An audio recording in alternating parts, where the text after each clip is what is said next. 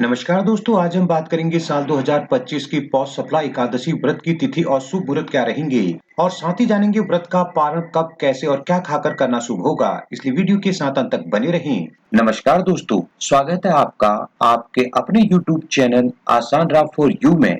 दोस्तों, पंचांग के अनुसार पौष मास के कृष्ण पक्ष में आने वाली एकादशी को सप्ला एकादशी कहा जाता है। एकादशी तिथि को पूरा दिन निराहार रहकर भगवान विष्णु का पूजन किया जाता है। मान्यता है कि इस दिन व्रत उपवास कर दान करने से कई जन्मों के पाप कर्म नष्ट होकर कार्यों में सफलता मिलती है।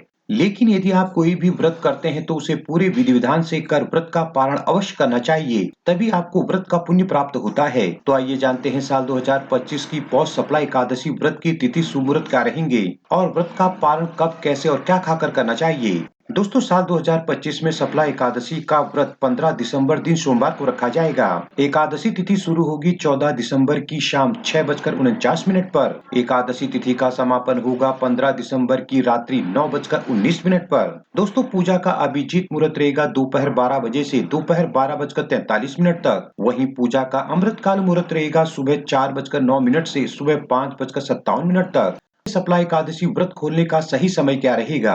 दोस्तों, एकादशी के व्रत में पारण का विशेष महत्व होता है। पारण के बाद ही व्रत पूर्ण माना जाता है। दोस्तों, साल 2025 में सप्ला एकादशी व्रत का पारण 16 दिसंबर की सुबह 7:07 से सुबह 9:11 तक किया जाएगा। यह व्रत खोलने का सही समय होगा। इस समय आप विधि विधान से भगवान विष्णु और माता लक्ष्मी का पूजन कर व्रत खोल सकते हैं। दोस्तों, पारण के दिन द्वादशी समाप्त होने का समय रहेगा 16 दिसंबर की रात्रि 11:57। अब जान लेते हैं व्रत क्या खाकर खोलना चाहिए। दोस्तों, अब प्रश्न उठता है कि एकादशी व्रत का पारण कैसे करना चाहिए और क्या खाकर करना शुभ होता है। तो देखिए, एकादशी व्रत का पारण द्वादशी तिथि को किया जाता है। इस दिन पारण का शुभ मुहूर्त देखकर पारण करें। व्रत के पारण वाले दिन प्रातःकाल उठकर सभी कामों से निवृत्त हो जाएं और गंगा जल मिले जल से स्नान करें। दोस्तों, अब तांबे के लोटे में जल लेकर सूर्य देव को ओम सूर्याय नमः मंत्र का जाप करते हुए अर्घ दें। दोस्तों, इसके बाद पुनः भगवान विष्णु जी की विधिवत पूजा कर भोग लगाएं। पूजा करने के बाद अपनी सामर्थ्य अनुसार जल, फल, वस्त्र, अनाज आदि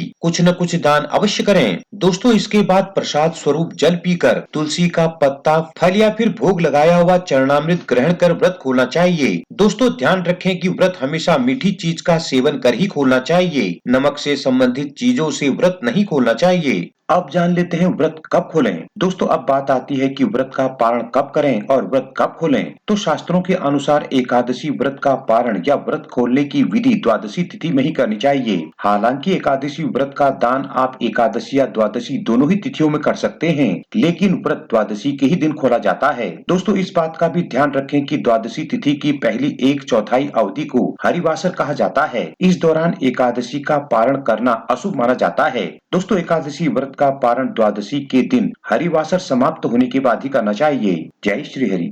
दोस्तों, आपको ये वीडियो और जानकारी कैसी लगी हमें कमेंट करके जरूर बताएं। वीडियो को ज्यादा से ज्यादा लाइक शेयर करें और इसी तरह की वीडियो के लिए हमारे चैनल को अभी सब्सक्राइब कर बेल आइकन को भी प्रेस करें ताकि आगे आने वाली वीडियोज की नोटिफिकेशन आपको सबसे पहले मिल सके।